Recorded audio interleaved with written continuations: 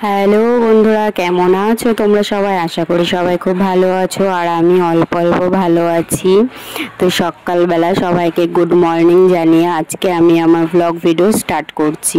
তো এখন বাজে সকাল 7টা আর আমি কিন্তু সচরাচর তাড়াতাড়ি ঘুম থেকে উঠি না। আজকে উঠে গেছি, যা গরম পড়েছে, টিনের ঘর, রোদ উঠছে, গরম হয়ে যাচ্ছে, তো আর ঘুমাতে পারছি না, শরীরের মধ্যে একটা জ্বালা পোড়া অস্বস্তি হচ্ছে।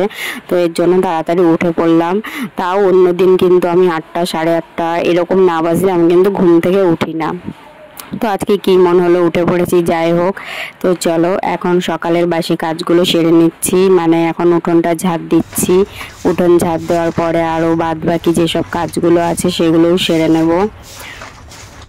আমার কিন্তু উঠোন ঝাড় দিতে আর বাসন মাজতে এই দুটো কাজ করতে আমার খুব ভালো লাগে, মানে সংসারের যা কাজ হয় আর কি। তো উঠোন ঝাড় দিতে আমার খুব ভালো লাগে, কিন্তু আমার মাজার একটু প্রবলেম হয় বলে আমি উঠোন ঝাড় দিতে একটু কষ্ট হয়ে যায়। তো চলো, কি আর করা যাবে। এখন আমার কিছু জামা কাপড় আগের দিনের ভেজানো ছিল, মানে আমি একটু এক জায়গায় গিয়েছিলাম, তো এসে তো আর কাচা সম্ভব হয়নি, যার জন্য ভিজিয়ে রেখেছিলাম। এখন সেগুলো সার্ফের জল দিয়ে একটুখানি পরিষ্কার করে কেচে ধুয়ে নেব। আর আমার ছেলেরও কিছু জামা কাপড় আছে, সেগুলো আমি এখন কেচে নেব। তো তোমরা ব্লগ ভিডিওটা দেখতে থাকো স্কিপ না করে। কাছাকাছি কমপ্লিট।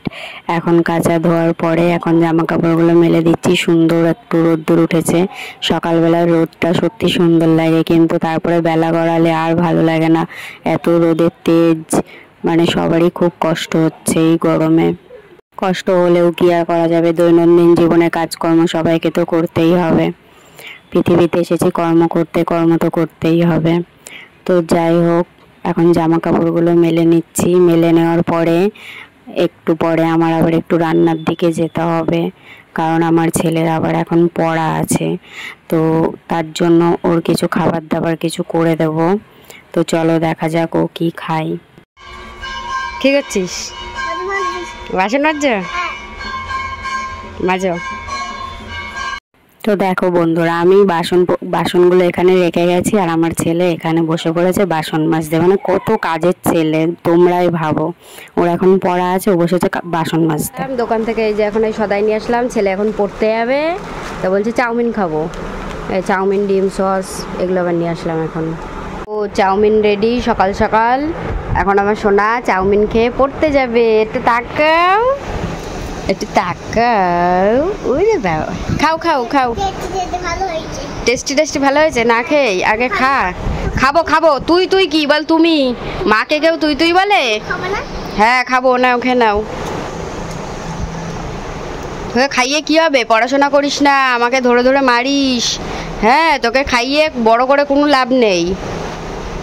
এখন থেকে এইটুক বয়স থেকে আমাকে মারবে, পড়াশোনা করবে না, বাজে বাজে কথা বলবে, যা তো এখান থেকে, সত্য এখান থেকে, এই সব করে এইটুকু বাচ্চা।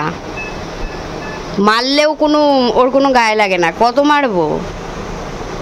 দেখো গাইস, কত বড় একটা বরফ নিয়ে এসছে, 1 গামলা।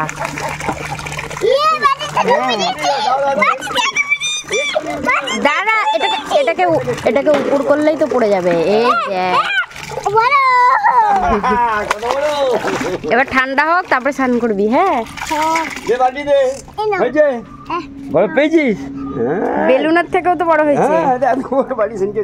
আরে ধ্যাৎ, ওরকম করছিস কেন? একটু ধরি। আর না গামলাতে আর ইয়ে করিস না।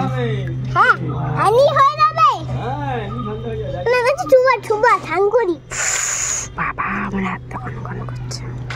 দাঁড়ায়, দেখো অবস্থা দেখো। গায়ে নিয়ে বসে থাক, গায়ে ধরে বসে থাক। আমার ছেলে প্রাইভেট থেকেও চলে এসেছে, এসে ওর স্নান কমপ্লিট। আর এখন আমি দুপুরের রান্না বসিয়েছি, মানে ভাতটা বসিয়ে দিয়েছি। আর এদিকে ও তো অন্য কোনো মাছ খেতে পারে না, আমার ছোট মাছ ভালো লাগে খেতে, বাট ও ছোট কোনো মাছ খেতে পারে না, এখনও ছোট তার জন্য। তো কি খাবে, এর জন্য রুই মাছ নিয়ে এলাম, যেন একটু খেতে পারে তার জন্য। তো এখন আজকে রান্না হবে রুই মাছ। আর এদিকে দেখো ভাত ফুটছে, আর সজনে ডাঁটা, আলু, পটল দিয়ে মাছের ঝোলটা করব। আর এদিকে ঝিঙে, আলু, পেঁয়াজ এগুলো কেটে নিয়েছি, ঝিঙে পোস্ত করব তার জন্য।